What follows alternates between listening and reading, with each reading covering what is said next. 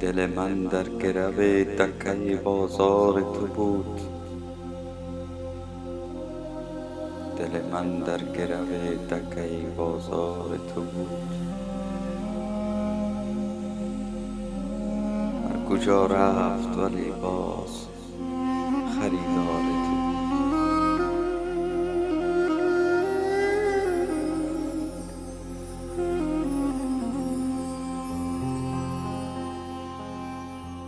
هرچه میچید ز انگور و انار و انجیر،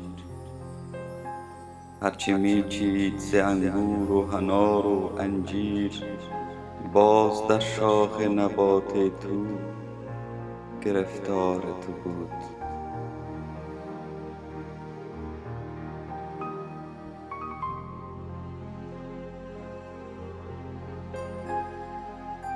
صد دکان غزل حور و پری را رفتم،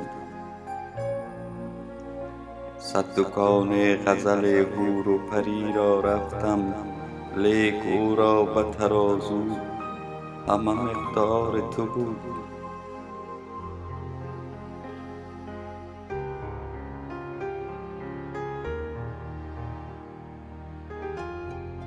سود صد چشم و لب و قامت پر عشوه و ناز،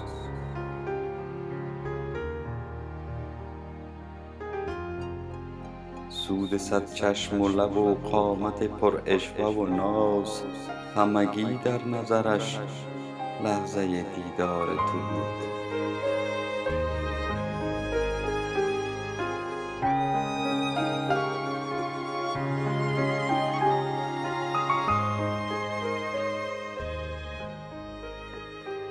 گه اگر پای بتی را به نماز می بوسید، گه اگر پای بتی را به نماز می بوسید، سجده عذر ادا کرده خجل زار تو بود.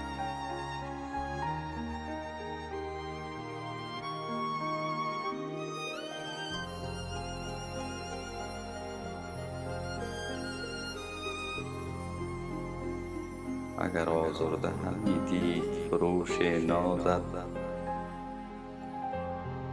اگر آزرده همی دید فروش نازت، در پی رونق ناز تو و تیمار تو بود.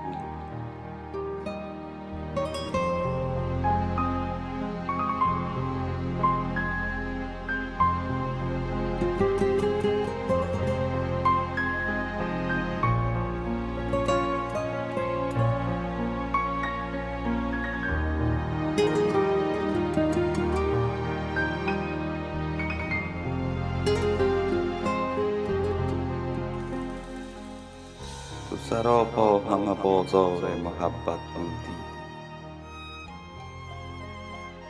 شش جهت خانه من بود که دیوار تو بود.